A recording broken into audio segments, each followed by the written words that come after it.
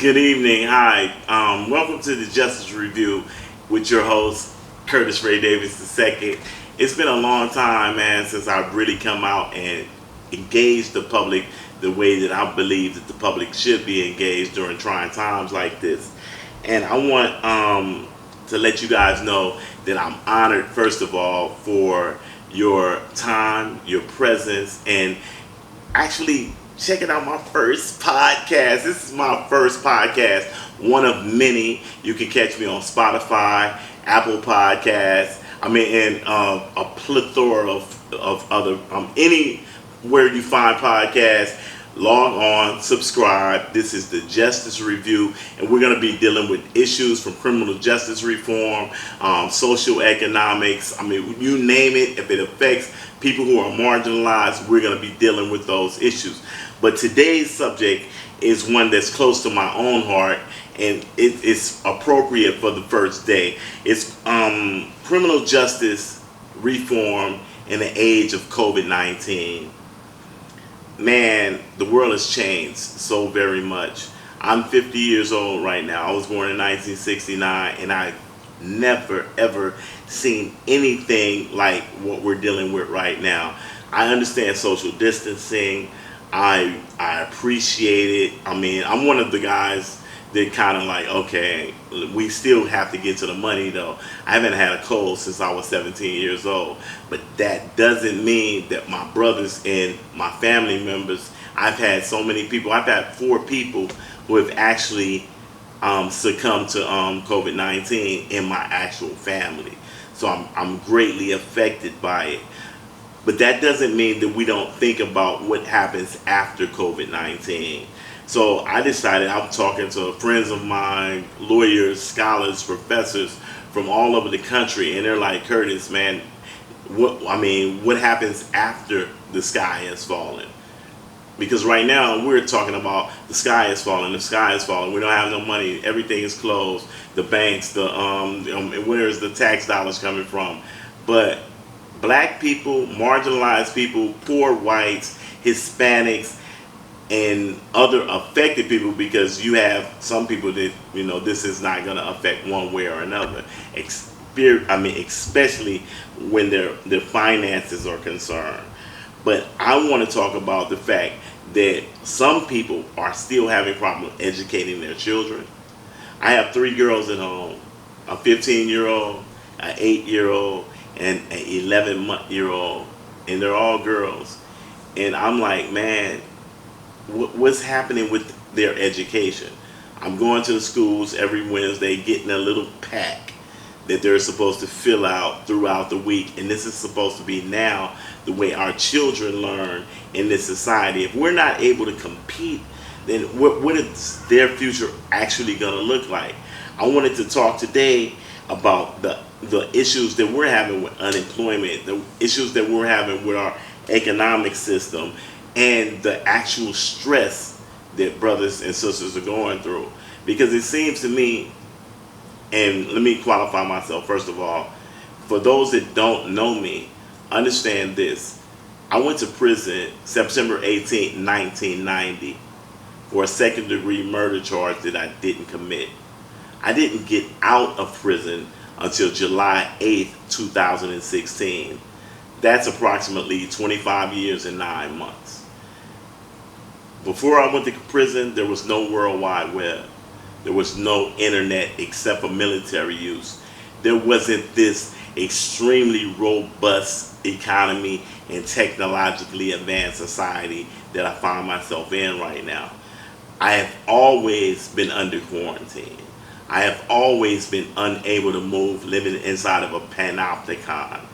Oh, for those of you that might not know, a panopticon is a situation where you have cameras that see you from any angle that you are forever, all day long. Imagine always having eyes on you, always having pressure applied to you by security forces that say you no longer have rights or freedoms. And I'm like, wow, so a lot of people now are talking about the issues that we're having out here with, man, we can't go nowhere, we can't mourn our dead, we can't go to the shop. And to me, I'm like, okay, wow, this is how I've lived my whole life. And I have guys that are calling me from prison inside of Panopticons with illegal cell phones using geometry to let them know that I need to be at this angle so that the guards on the watch can't see me on these phones. And they're telling me, man, what does this actually mean? The courts are shutting down. I didn't do the crime, man. I've been fighting my case for 18 years. Am I going to be able to come home? And I'm like, brother, remember this. God is the ultimate authority, the ultimate reality. The children of Israel would have never left Egypt had it not been for the plagues, the diseases. So everything that's happening or ever happens with the active or permissive will of God. Now, if that's not true in your sense, if your Bible doesn't tell you that, if you feel like faith and fear go together, then I understand this podcast is not necessarily for you.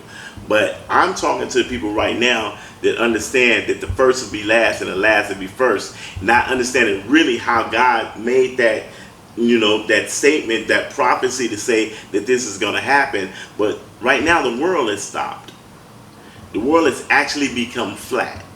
If you have any type of ideas, any type of creativity, then this is an opportunity to use your economic creativity, that genius that you have, and stop living in fear. Okay, let's obey the social distancing laws. Let's do what we need to do. But that doesn't mean that you can't get on your laptop and create that vision that you've already had. You have time now for introspection. Prison gave that to me. And when I came home, my mom said, man, baby, I'm so sorry you had to do all of that. I said, Mom, I benefited from prison. Even though I didn't do the crime, God had a purpose for me. Had I not went through what I went through, I wouldn't be able to demonstrate what I'm demonstrating. They say if there's no trial, there's no testimony, right? So now I'm asking you guys to accept your trial, to understand that COVID-19, whether it's a biological chemical warfare situation, whether or not it's a natural disease that came from bats in Wuhan, China, whatever it is now the situation. You have to pivot, you have to adjust. This is very serious. But that's not really why I put the podcast together. I want people to understand right now that there is a real serious economic catastrophe that's happening on the horizon. My grandmama used to say that it's over yonder, right? And I'm like, Grandma, where is over yonder? She says it's in the future where you can't see. Right now, the state of Louisiana has been operating out of a $30 billion budget. We've lost almost 25% of our tax base since COVID-19 came into existence. That means that we lost up to almost $8 billion worth of tax revenue. Louisiana operates on a constitutionally mandated balanced budget. They cannot operate in a deficit. So if we lose $8 billion, the federal government said they're going to make sure they subsidize us for 25% of that. We still $6 billion short. A lot of changes are about to happen, people. We need to think about what's happening in September of 2020. We need to think about what's happening in December of 2020. If we lose this money, what do we lose? We lose healthcare, we lose TOPS, we lose Head Start, we lose healthcare. We need to prepare right now for a constitutional convention with the majority being Republicans, supermajority in the House and in the Senate. And what do we do? Do we fret?